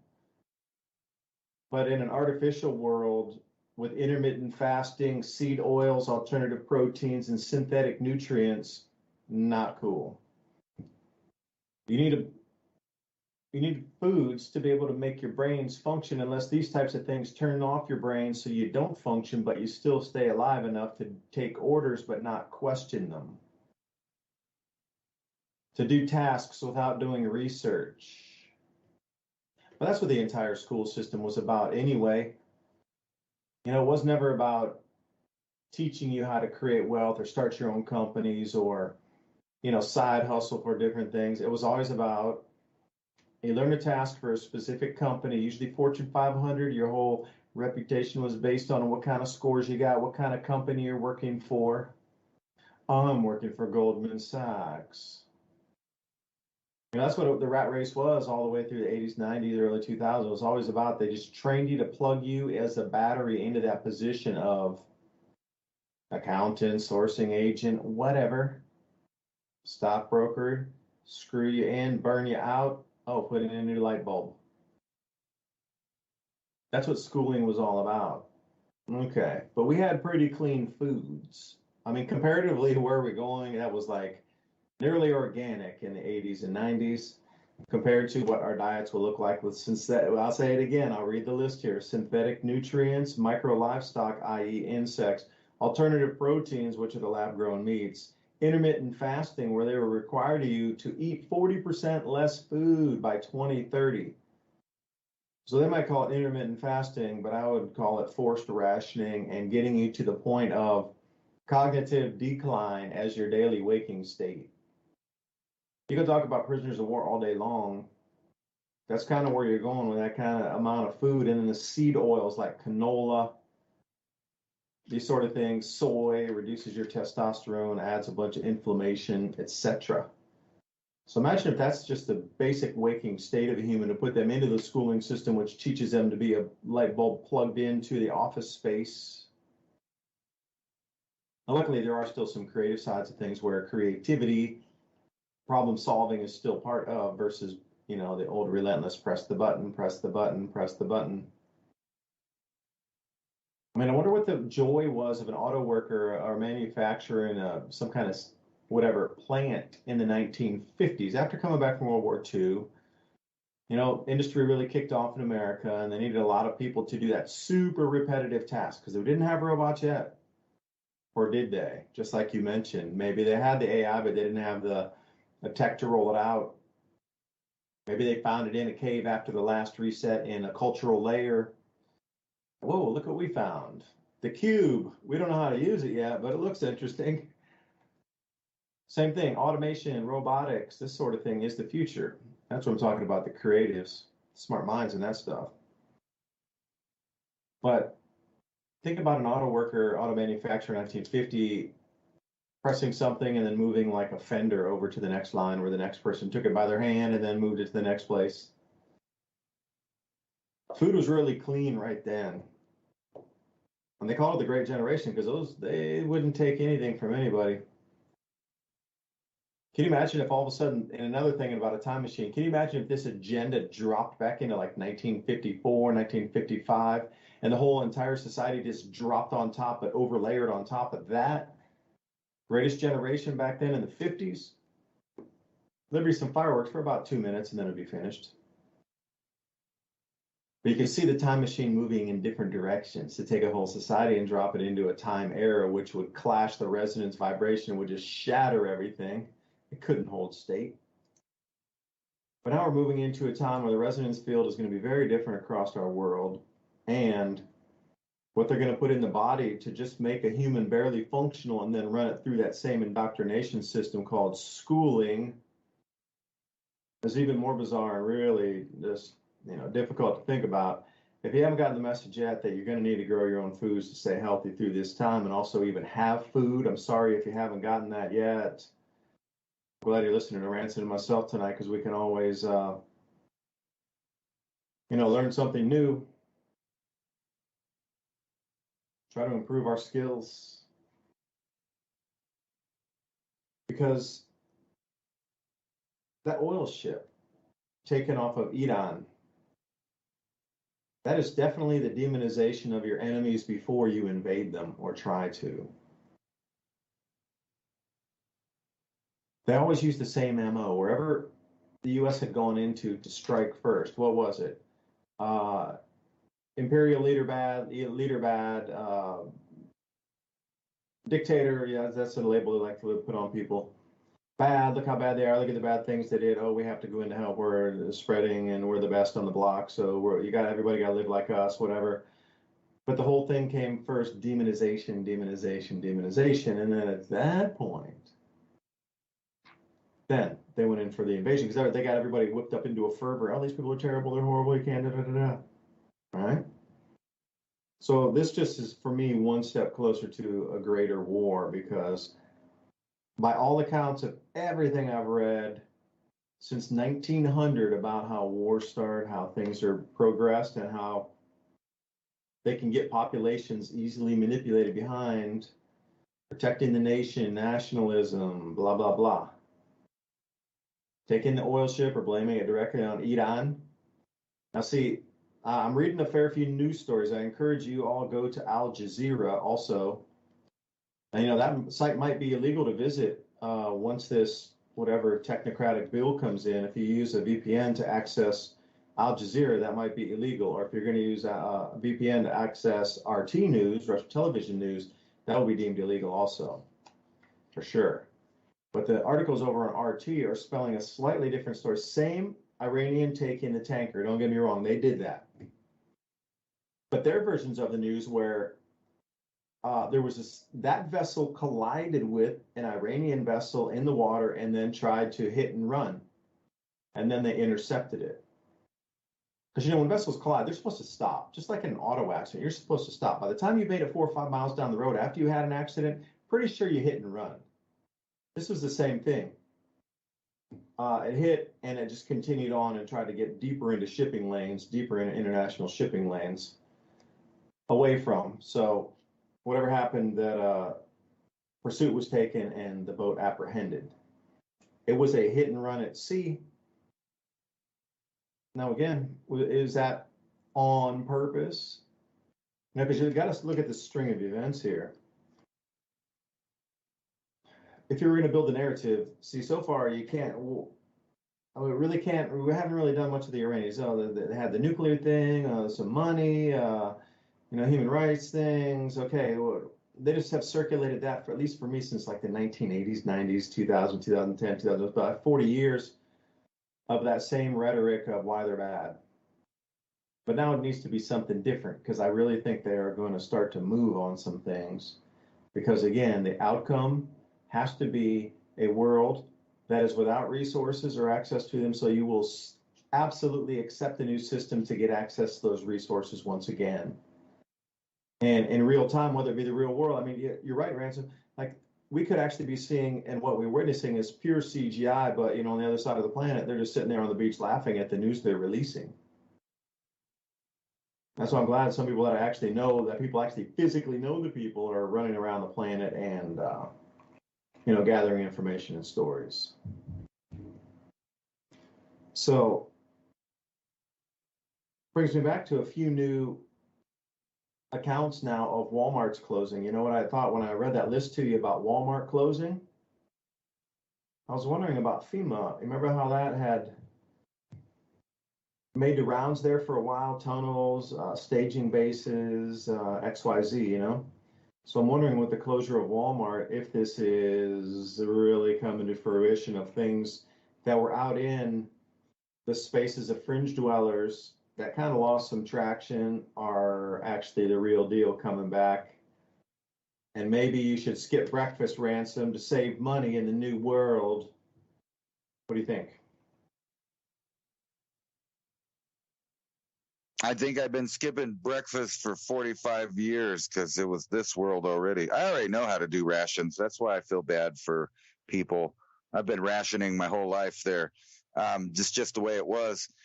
You know, I often wonder, I know there's a story behind why you picked 2030, but that's the number that most likely comes up.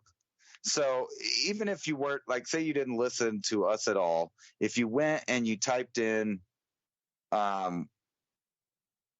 food shortages 2030 or less farming by 2030, I forgot which show it was. A couple of shows back, I was talking about this program or this conference that they had in Europe in the 1960s that was talking about how they needed to reduce farming by 2030 and that they would slowly do that. And then, like, so if you just type into Google that idea, less farming by 2030, you will see millions of articles, 29 million results. Now, I don't know how all good they are, but let's just start reading some of what they're saying here. Climate change will lower farm belt yields as soon as blah, blah, blah. So climate change will lower farm belt yields as soon as 2030. And then down here, by 2030, crop yield failures will be 4.5 times higher. By 2050, it's a likelihood shoots up to 25 times the current rates. And you can just find endless articles where people have been writing for the last 20 to 40 years about how they're going to shut down farming by the year 2030. So, like, here's another one: USDA agricultural projections for 2030. They're saying that everything will be expensive, it'll be less, people will be going under as far as business, and then back to the climate change impact. And they all use this number, 2030, 2030. You just see it over and over again.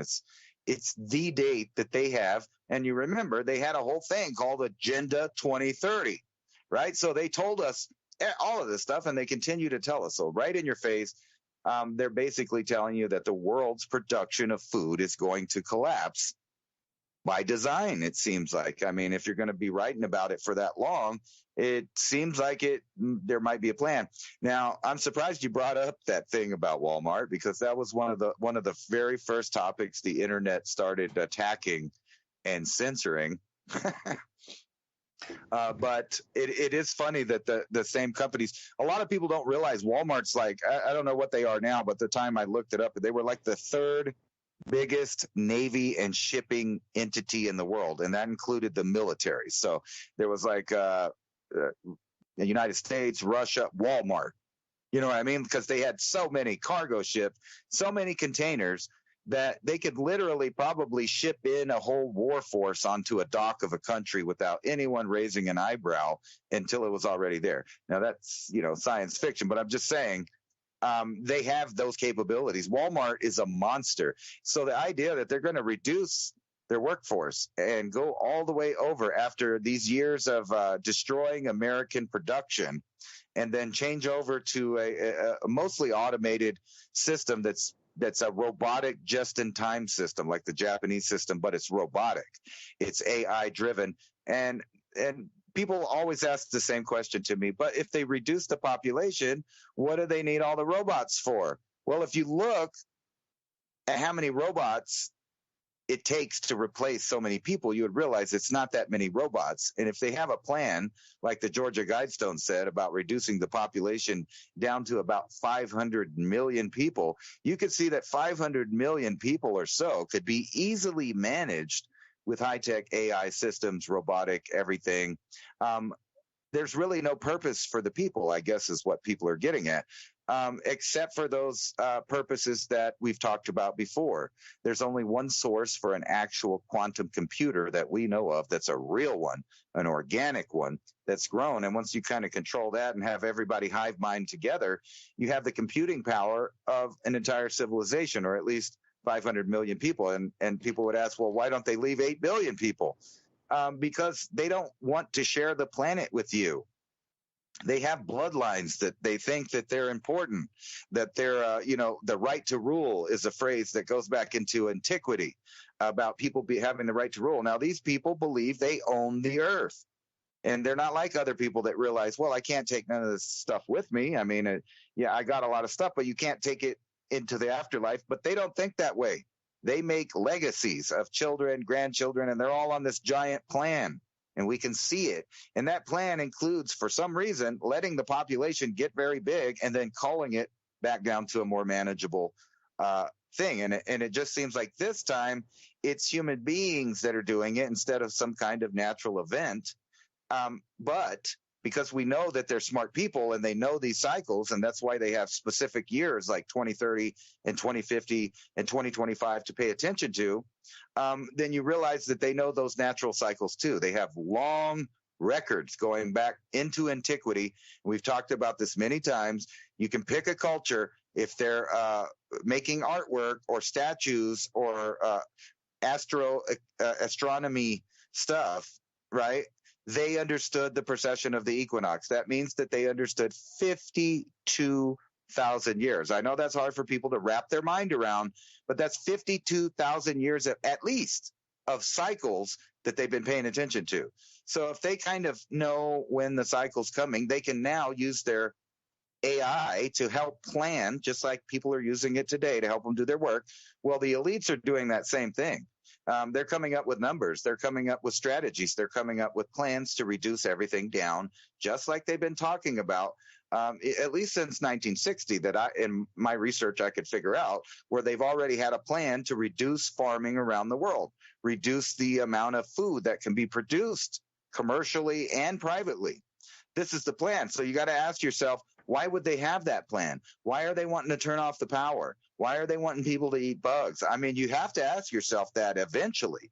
And then you have to come to some kind of hypothesis or theory that fits the facts of the time you live in. And that fact is that they're resetting, according to their own words. They want to reduce the population, according to their own words. And the people left, they want to be up in your body, in under your skin, and control not only your genetics, but what you're thinking, where you go, what you choose, what you eat, and eventually your lifespan. I mean, let's face it, that's what it's all about. And who knows what their plans are behind that, because they haven't really leaked that to us other than through Hollywood movies. And then, like I've said many times, anything that's ever happened for real, there's a movie or a show that talks about that. So whenever you get into an intellectual conversation with somebody that may be ignorant to the facts of the technological advancements of the world, they look at you with this glazed look because they think you're stupid. They think you're, fanciful or living in fiction. Meanwhile, they live in fiction. And everything about our civilization now is fake. But to tell them that, they can't accept that, because that would mean that they were victims to that system, and they don't want to admit that. And unfortunately, all these people, if anything happens, and I'm going to say if, because I'm not Nostradamus, so I don't know that the world's going to end or none of that stuff. But all indications are pointing to a man-made collapse of civilization in order to repeat it. Now, I listen to a lot of different people that theorize about stuff, and a lot of cycles come up. And the fact is that we're in the spot in the solar activity where empires end. I'm sure you can ask many people that are into this topic. So we're kind of at that point where empires end. But guess what? If you study history, you know that right after an empire ends, a new, totally different empire begins. And that's what's happening right now. This new empire, and I wanted to get back to what I said before, that I think the elites have pushed themselves into a corner, because now the future of their transhumanist plans on this earth and the way that they want to track everybody depends on China and their rare earth elements and the production of microchips and the furtherment of technological advance, period. So either we're going to have to beat China at a war, or we're going to have to befriend China and combine it into one system. And I put to you, it's the latter. Yeah, again, you're hitting it on the head. It has to go to a certain level to bring in a new system. Because think about something that you might own before you bring a new one in. Now, most times it's going to have to completely break, unless it with clothing, like you mentioned there. Like, how often would you change your, computer mouse just because maybe your hand hurts? Okay, that's a reason. But most people would change it because it's completely broken and it doesn't work. Now, you could change systems or change a mouse if your hand starts to hurt. And we're starting to see that right now, because you might get carpal tunnel or some, fingers that are getting sores. You're scrolling all day and clicking a thing off the mouse. Okay, you would change because of those reasons. That's kind of where we sit right this second. But once the mouse completely stops functioning, has no connectivity, you change the battery, you shaking it, you smacked it a few times and it still doesn't work, you double check your computer, doesn't work, you're going to have to replace that. Okay, you might have to go back to using your fingers on a the old way, scrolling with your fingers over the keyboard there, which would take forever. Or you can get a mouse. So again, you only go to something, you'll live with something for a minute. Like taking a step back in technology, it's still doable, although it's way slower, way clunkier, takes way more time. You have to have some better level of precision to use it because it's not all automated. But eventually, after you get the new computer mouse, you'll finally be able to get back up and move forward with your work. And it's like that with everything, from the collapse we're witnessing right now to just the way that you might change out something in your home that doesn't work correctly. It's got to break and not be functional before you'll get a new one, or before you would accept a new one. Because what if I come up and yours is totally fine? I said, hey, use this new one. You'd be like, nah, this one's cool. Oh, that one's just a little weird. There's something on the side. It clicked. I don't know. You just like, nah, this one works. I'll wait till the battery runs out and maybe I'll use that other one. Thanks, maybe. Like, nobody's going to go directly to an alternative without being forced to go to an alternative. That's just not the way the human mind works. The comfort zone is programmed in the DNA. If you notice through history, those that had the most stable climate environments and the stable, without being attacked by Bengal tigers and whatever else, stability was life. Now, in today's world, we want excitement because it's too stable, it'd be too boring. But back then, you're fighting off Bengal tigers every night. You got, all kind of amoebas and giant insects and things rolling in on you. The last thing you want is adventure, because you're living in an adventure movie. You just want stability, chilled out. We want to grow food. Imagine, every other year you had a famine in your society because nobody could grow food or forage food or find food. You would just be super stoked to chill and just have stable crop growing. Yeah, hey, we'll set up our place here. It's all good. We got food every year. We got security every year. I'm not leaving this place for a minute here. Stability is the way that we have survived all those things that Ransom talked about. We have these giant volcanic eruptions that we can't even fathom. 535 AD, 536 AD, multiple volcanoes going off. But there's been episodes in history where, like I said, I was referring to Lake Toba eruption. Only 70,000 years ago, no less. Apparently, it was the largest eruption outside of something you consider like a super volcano, because itself is a super volcano, Lake Toba. So you hear about Yellowstone eruptions. Well, you had one 70,000 years ago, but it was in Indonesia on Sumatra Island. It really wrapped the entire planet in cloud for 10 years. Now imagine we've been through that and we came back and survived. Now after that, you would definitely want stability and the hardwiring in the brain of being stable, being well fed. You know, that is the base current. That's why people never want change. Because that's the base layer of human existence, is the stability provides security and a way for you to actually have children, raise those children so they can have other children, and that's called a continuation of the species. Without that, well, you don't have a species. You might be one of those 17-year locusts that pops out, you know? Ants are much more prevalent than 17-year locusts, I'll give them that. But still, they're perpetuated somehow.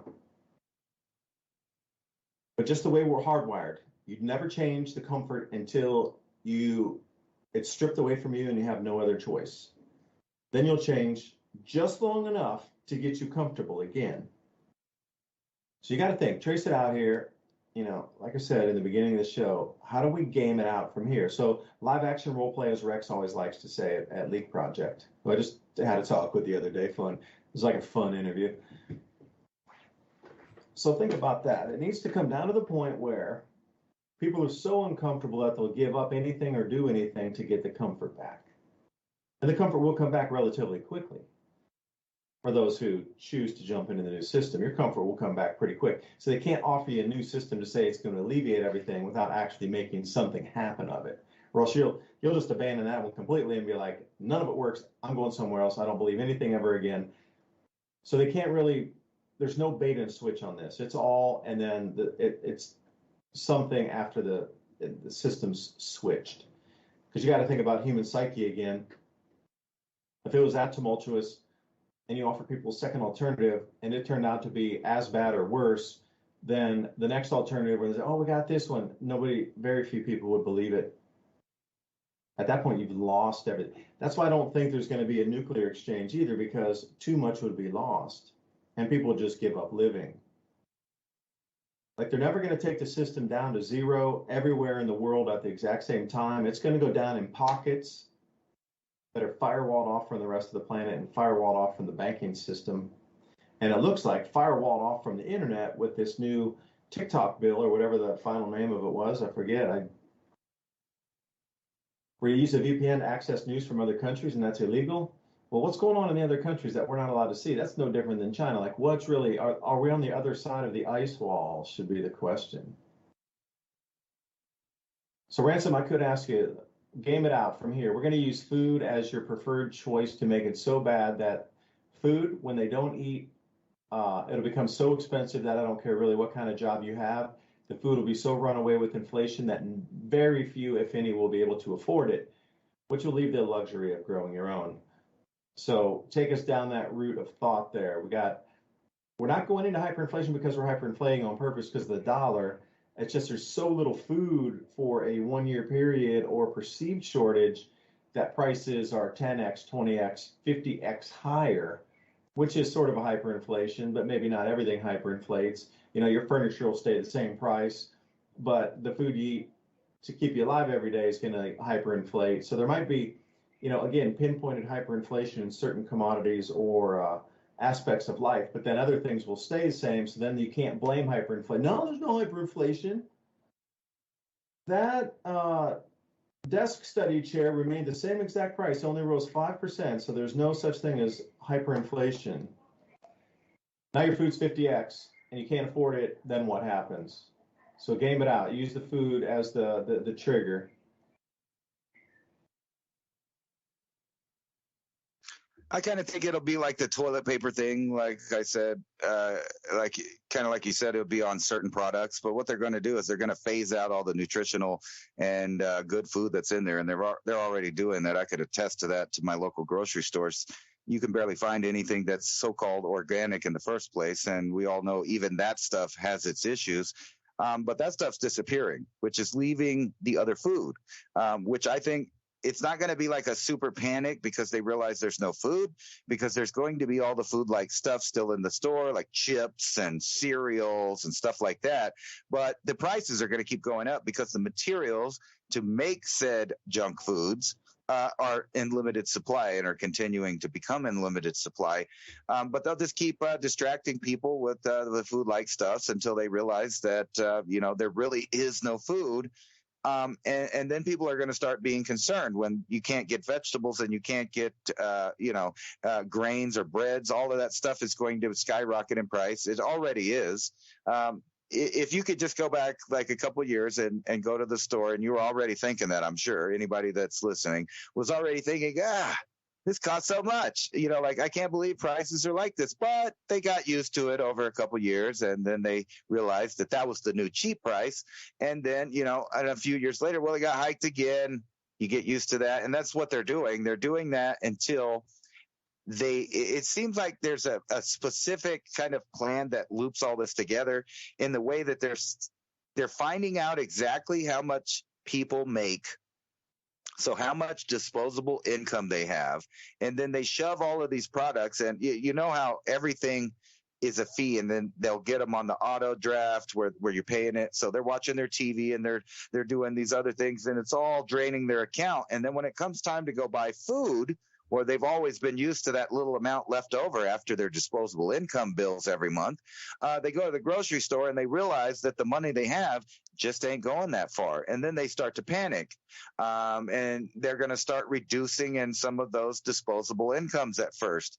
And you're going to start seeing more and more companies that have to do with nothing, i.e. the media companies, failing, and which we're already seeing that because people are no longer listening to them. And also, the media companies and stuff are trying to hijack you. So when people realize, hey, I'd rather buy a loaf of bread for $7-8 than pay my Netflix bill, that's when people are going to start getting mad, because I've always said this, and it's been true always. Americans, as long as they got 31 flavors of ice cream and 200 cable channels, they really just aren't going to pay attention to nothing. But that all changes when they don't have the money to pay those bills anymore, because they're forced to choose between medicine, food, and entertainment. And then they're going to realize entertainment ain't worth the dollar that you pay for it. I think that'll be the catalyst here, is you're going to see inflation into a point, not let this totally run away, but to the point that everybody gets it, that everything costs too much. And that's going to happen right about this presidential election. Just like always, all of the people invest in the new things and they sell off right after. So there's always that little bump in the economy right before the presidential, thing, where people bought up all of the stocks that they knew from being inside the system were going to go up, and all the ones that were going to fail. So there's probably going to be a severe financial crisis right about the time of the presidential election. That's what I'm going to say. That's what they're going to be debating. And while you're not paying attention, all the food and gas and the power prices are going to continue to skyrocket. So what's the time frame on that? You mentioned before the election, but that's a long way before the election. We got to go, a year and a half more? Yeah, a year and a half until that happens. So, in the time frame, what are you looking at here, do we think? I mean, it's not all going to happen. See, it has to be crashed and sort of, straggling along the bottom so somebody can offer a solution. I have a lot of people, a lot of information. I can't verify it, but a lot of stories and a lot of people are pointing to June as being something, and a lot of people are pointing to May as being something significant also. So, Ransom, what do you think? Give me the time frame out on this thing. Give me the time frame between now and like October, November 2024. What are we looking at in terms of down and out, up and down? I think by August, people are going to start to realize that they don't have the money to, survive the way that they're used to. And that's when they'll start panicking. And then, we always have the October surprise. So there'll be some kind of world event, God knows what it is, that's going to happen that everybody will pay attention to. I mean, it's like a yearly thing now, right? And then not only that, just this summer, watch, people are going to realize how broke they are when the gas prices and the food prices skyrocket. And I picture that this summer is going to be rough as far as civilization goes. More protests, more destruction of the outlets of the. That seems like what we're in the phase of. That is where the stores are literally being attacked, which gives them further reason to cut back on providing products to people, which is mostly food. That's what we're talking about. So where are you going to go shopping if you burn down the Walmart in your neighborhood because somebody on TV talked you into it? You know what I'm saying? That was the new housing facility and staging post. It wasn't a Walmart. It's being converted. So imagine every Walmart, even if you think you're way, way out in the countryside, and then that converts over and suddenly there's a base right there in the middle of the countryside. Like, whoa, 3,000 people stationed there, going through the countryside, doing sweeps and whatever. That'd be rough. Walmart? Finish some more stuff. World class. Thanks for listening to DuByne. Ransom, Godwin, signing off. Thank you for listening to Revolution.